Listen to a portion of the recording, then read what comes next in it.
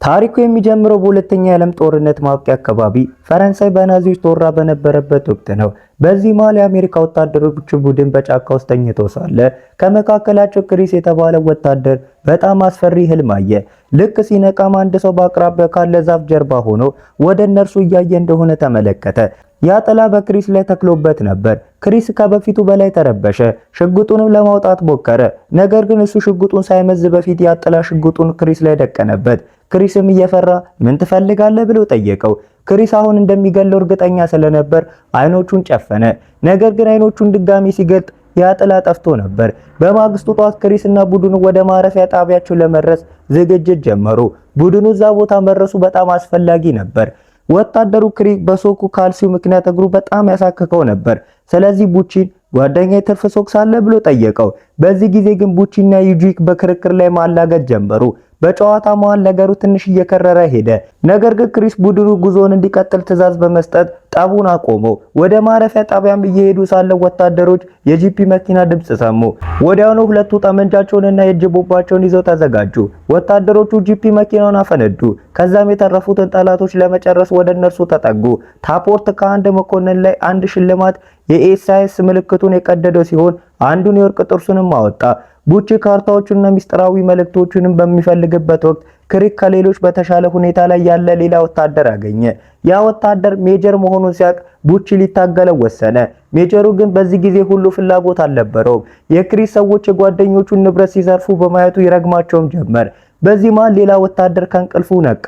ቡቺም ጭንቅላቱን ጨፈለቀው። ይህንን ያየው ሜጀር ደሙ ፈላ። ቡቺና እስኪ እንታገል አለው። በትግሉ ወቅት የናዚው ሜጀር በቡቺ ላይ የበላይነትን ማግኘት ጀመረ። ከዛም ክሪስ ወደ ሰዎቹ ዞር ብሎ ወደ ኋላ እንዲያፈገፍጉ ትዕዛዝ ሰጠ። ምክንያቱም በመንገዳቸው ላይ በስህተት ወደ ሌላ አቅጣጫ መታጠፋቸውን ተረዳ። ከመሄዳቸው በፊት ታፖርት የአንዱን ናዚ ኮት ወሰደ። ከዛም በገጠር መንደሮች ውስጥ እያለፉ ሳለ ወደፊት ካለው ጫካ ውስጥ የአንድ ሰው ድምጽ ሰማ። ሁሉም ቆሞ መጠባበቅ ጀመሩ። በዚህ ጊዜ አንድ የስደተኞች ቡድን ወደ ውጪ ወጣ። ታፖርት አንዲት ሴት ከልጇ ጋር ወደምትጠባበቀው ቦታ ሮጦ ሄደ። ለሴቲቱም ኮቱን፣ የወርቅ ጥርሱንም የኤስአይኤስ ምልክቱንም ሰጣት። ከዛ በኋላ ወታደሮቹ እየተቃጠሉ ባሉ መንደሮችና ጭር ባሉ አካባቢዎች ውስጥ እያለፉ ወታደራዊ ካምፑ መጓዛቸውን ቀጠሉ። በዛን ጊዜ ክሪስ እየሄዱበት ያለው ካምፕ በእውነቱ ትልቅ ቤተ መንግስት እንደሆነና እርሱም መጠበቅ አሁን የነርሱ ኃላፊነት እንደሆነ ነገራቸው። በቤተ መንግስቱ ደጃፍ ላይ ሲደርሱ አንድ ዘበኛ በመኪና ውስጥ ተኝቶ አገኙት። ልክ እንደቀሰቀሱት ወዲያውኑ ወደ ውስጥ ሮጠ። ወደ ውስጥም እንደገባ ለሰዎቹ በመጨረሻ አሁን ከዚህ መሄድ እንችላለን ብሎ ነገራቸው። ወታደሮቹ ወደ ቤተ መንግስቱ ውስጥ ሲገቡ ሌሎች ሰዎች በቻሉ ፍጥነት ከዛ እየወጡ እንደሆነ ተመለከቱ። ከመሄዳቸው በፊት ቡቺ ራዳችሁን እዚህ ቤተ መንግስቱ ውስጥ ታችሁት ሂዱ አላቸው። ክሪስ ግን ለምንድን ነው ሁሉም እንዲህ በችኮላ የሚወጡት? ቦታው እኮ በጣም ደስ የሚለው ብሎ ተጠራጠረ። በዚህ ጊዜ አዛዡ መኮንን ሰዎቹ እረፍት መውሰድ ስለፈለጉ እንደሆነ ነገረው። ክሪስም እንዲሄዱ ፈቀደላቸው። በኋላም አንዳንድ ሰዎች በኩሽና ውስጥ ምሳ ማዘጋጀት ጀመሩ። ክሪስ ደግሞ ቤቱን ለመቃኘት ወሰደ። ዩጂን ቀድሞውኑ ቤቱን እያየ ነበር። ዩጂን አንድ ፒያኖ አግኝቶ ተቀምጦ መጫወት ጀመረ። የፒያኖ ዜማ በባዶ ቤተ መንግስት ውስጥ ያስተጋባ ጀመር። በተመሳሳይ ጊዜ ክሪስ በቤተ መንግስት ውስጥ ወዳለው ቤተ መጻሕፍት ገባ። ወለሉ ላይ ትልቅ የማቃጠል ምልክት ተመለከተ። ቀደም ሲል በዛ ቦታ ወንበር እንደነበረ ግልጽ ነበር። በዛው ቅጽበት በአቅራቢያው ካለ የብረት መከፋፈያ ውስጥ ሊረዳቸው የማይችላቸው እንግዳ ድምጾችን ሰማ። ቡቺን በሽንት ቤት ውስጥ የአንድ ሰው ድምጽ ሰማ። ሊያጣራ ሲሄድ በሩ ተዘግቶ ነበር። ነገር ግን ልክ ዞር ሲል በሩ በራሱ ተከፈተ። በኋላም ሁሉም ሰዎች አንድ ላይ ተሰብስበው እየበሉና እየጠጡ ማረፍ ጀመሩ። ነገር ግን በድንገት እንግዳ ድምጾችን መስማት ጀመሩ። መሳሪያዎቻቸውን ይዘው ለመሄድ ሄዱ። ታፖርትና ቡቺ በደረጃዎቹ በኩል ወርደው ዋናውን በር መፈተሽ ጀመሩ። በዚህ መሃል ክሪክና ክሪስ በአቅራቢያቸው ድምጽ ሰሙ። ነገር ግን ምን እንደሆነ ሊረዱት አልቻሉም። ከዛም ነገሮች በሙሉ በጨርቅ ወደ ተሸፈኑበት አንድ ክፍል ገቡ። እዛም ምንም አላገኙም። ኩሽናው ጋር ሲደርሱ ግን ድምጹ ከሌላ ክፍል እየመጣ እንደሆነ ተረዱ። ወደ ውስጥ ለመግባት ሲዘጋጁ በሩ በድንገት በራሱ ተከፈተ። ሁለቱም ሰዎች ወደ ክፍሉ ገቡ። በዛም ክፍሉ ለሁለት የሚከፍል መጋረጃ አዩ። ልክ መጋረጃውን ሲገልጡት ክሪክና ክሪስ በመስኮቱ ፊት ለፊት ተንጠልጥሎ ያለ አንድ ሰው ተመለከቱ። ሰውየው ግን በቅጽበቱ ጠፋ። ከጥቂት ሰዓታት በኋላ መሸ። ሁሉም ወታደሮች በእሳት ዙሪያ ተቀምጠው ስለ መናፍስት ታሪኮችን ማውራት ጀመሩ። በዛን ጊዜ ታፖርት በመነጽሩ በመስኮት በኩል ወደ ውጭ ይመለከት ነበር። ዩጂን በመሬት ውስጥ ቤት ውስጥ ስላገኘው ማስታወሻ ደብተር ነገራቸው። ማስታወሻው ቤቱን ተቆጣጥሮት የነበረ የ18 ዓመት ናዚ ወጣት ነበር። ወዲያው በድንገት ከእሳቱ አካባቢ የማንኳኳት ድምጽ ተሰማ። ክሪስም ድምፁ የሆነ ሚስጥራዊ ኮድ እንደሚመስል ተናገረ። ዩጂንም ኮዱን ለመተርጎም ሲሞክር ትርጉሙ እግሮች የሉኝም የሚለው ሆኖ አገኘው። በዛው ቅጽበት ድምፁ በድንገት ቆመ። ክሪስ ለሰዎቹ ለአሁን እረፉ፣ ነገር ግን በጣም ንቁ ሁኑ አላቸው። ታፖርት ደግሞ ሰላዮቹን በመከታተል ረገድ ወደር ስለሌለው በጣሪያው ስር ወዳለው ክፍል እንዲሄድ አዘዘው። በሌላ በኩል ዩጂን በመሬት ውስጥ ቤት ውስጥ አንድ ሳጥን ለመክፈት እየሞከረ ነበር። ነገር ግን ሊከፈትለት ስላልቻለ ተስፋ ቆርጦ ሳጥኑ ላይ ተቀመጠ። በቤተ መንግስቱ ውስጥ ይኖር የነበረው ቤተሰብ ፎቶግራፍም አየ። በናዚ ወታደሩ ማስታወሻ ደብተር ላይም ስለነርሱ ማንበብ ጀመረ። በድንገት የያዘው ሻማ ጠፋ። ላይተሩንም ለማብራት ሲሞክር ከበስተጀርባው የሆነ ነገር እንዳለ ተመለከተ። ሻማው ደግሞ መልሶ ሲያበራ በፎቶ ላይ የነበሩት የቤተሰብ አባላት መጥፋታቸውን አየ። በሌላኛው የጣሪያ ክፍል ታፖርት ጠመንጃውን በመስኮት ላይ አዘጋጅቶ በመነጽሩ ወደ ውጭ መመልከት ጀመረ።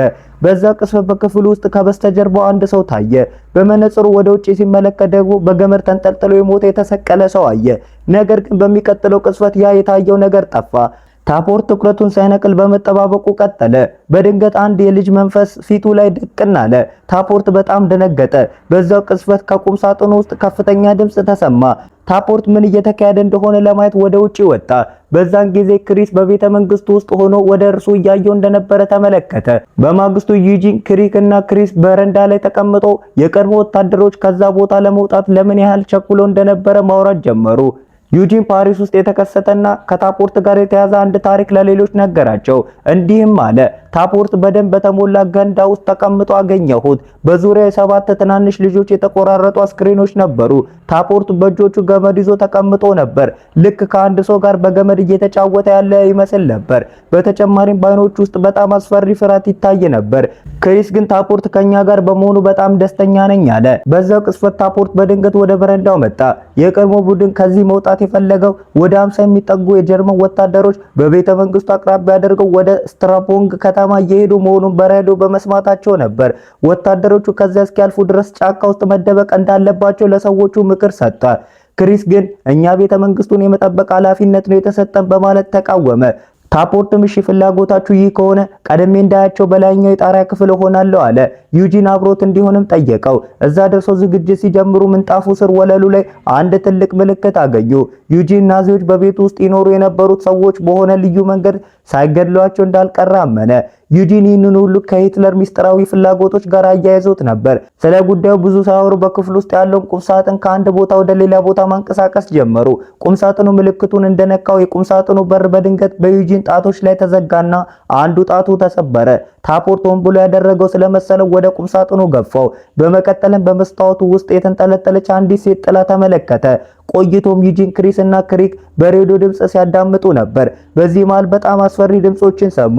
በዚህ መሃል አንዲት ሴት ለእናንተ እየመጣው ነው ስትል በራዲዮ ተሰማች። አሁን ሁሉም ሰው በቤተ መንግስት ውስጥ በመናፍስት የተወረረ መሆኑን አመነ። ክሪክም ናዚዎች ከመምጣታቸው በፊት መውጣት አለብን አለ። በድንገት በእሳቱ አካባቢ ያ የኮድ ድምጽ እንደገና መሰማት ጀመረ። ዩጂን ኮዲን ሲፈታው ትርጉሙ ከዚህ ከወጣችሁ የሚል ነበር። ዩጂን ይህንን እንደጻፈ እያየ የሆነ ነገር እጁ ላይ ተቆጣጥሮ ትሞታላችሁ የሚለውን መስመር አሟላለት። ይህም ማለት እዛ ያለ ነገር ከዚህ ከመውጣት እንደማይችሉ ማስጠንቀቂያ እየሰጣቸው ነበር።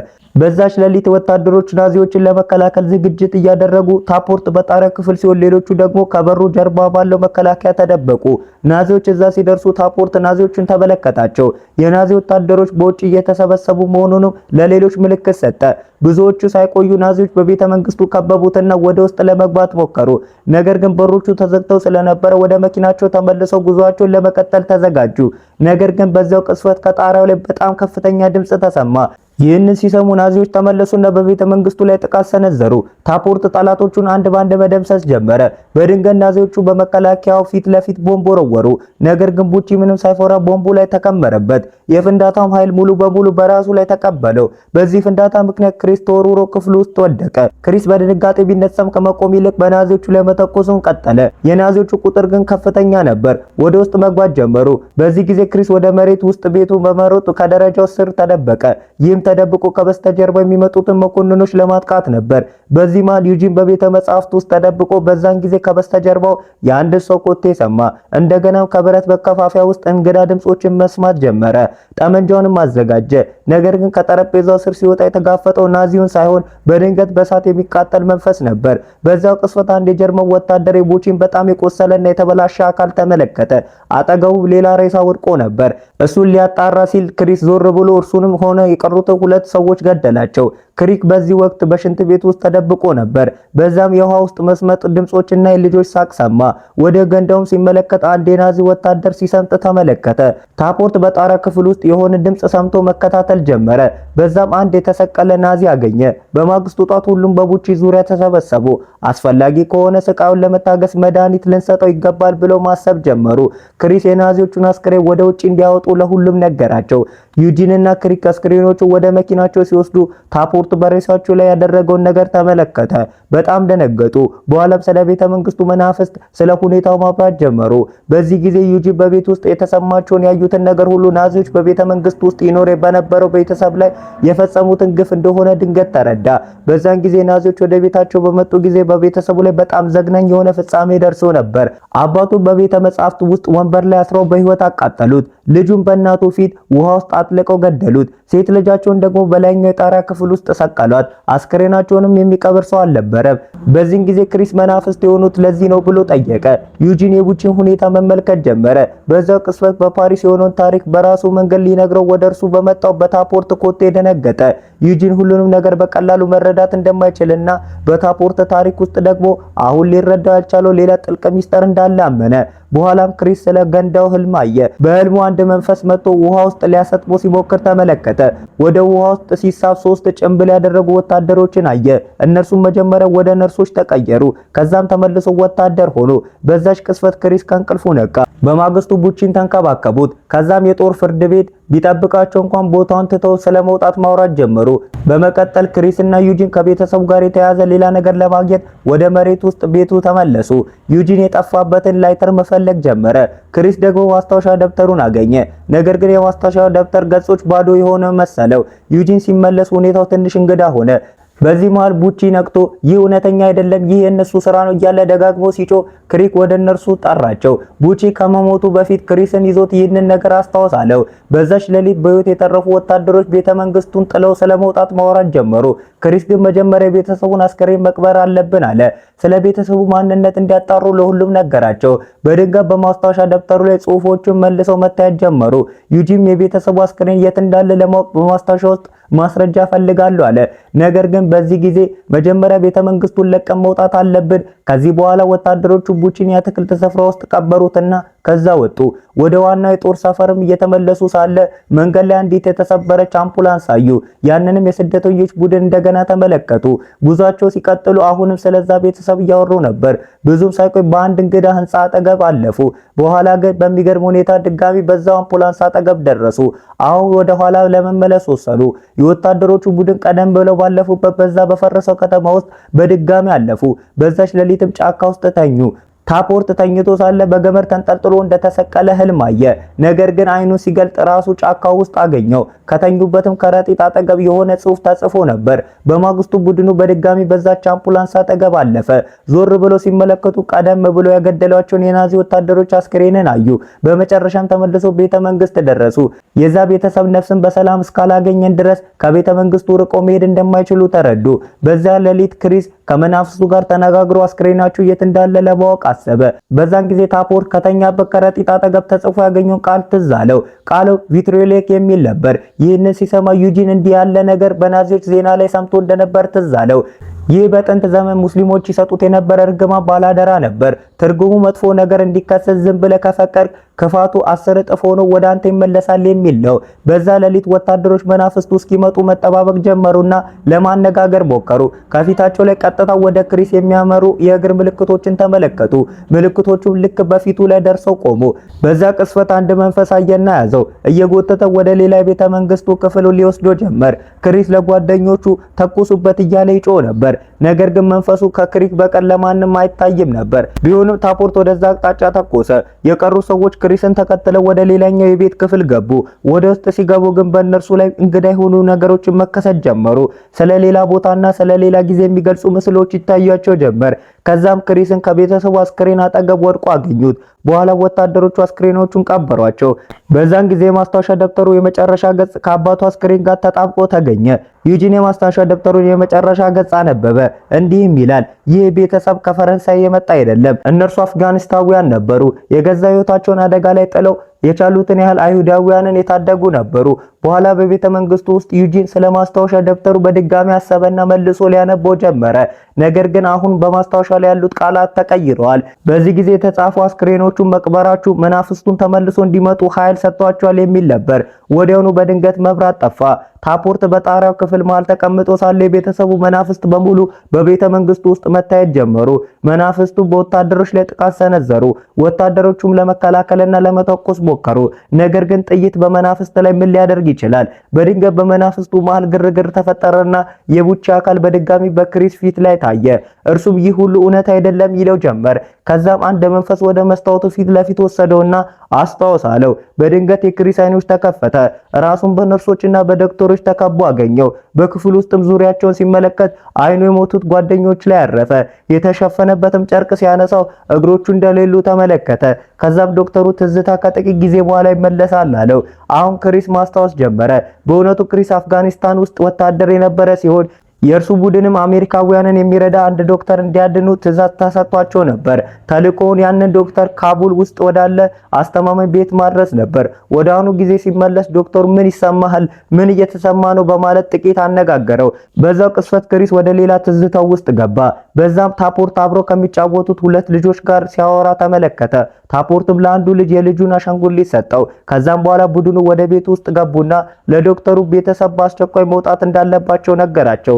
ነገር ግን በዛው ቅጽበት ጠላቶች ወደ ቤቱ እየመጡ ስለሆነ ወዲያውኑ መደበቅ እንዳለባቸው ከበላይ አካል ለክሪስ ትዕዛዝ ደረሰው። ክሪስ ዶክተሩን እኔና ቡድኔ ግድግዳ ውስጥ ደብቁን አለ። ወታደሮቹ ቤተሰቡን ለሞት ጥለው መሄድ ባይፈልጉም ከበላይ በመጣባቸው ትዕዛዝ ግን ይህንን ለማድረግ ተገደዱ። በጥቂት ቅጽበቶች ውስጥ ጠላቶቹ ቤት ውስጥ ገቡ። ዶክተሩን ከአሜሪካውያን ጋር ተባብረሃል በማለት ይከሱት ጀመር። ከዛ ሁለት ሰዎች ልጆቹን ያዛቸው።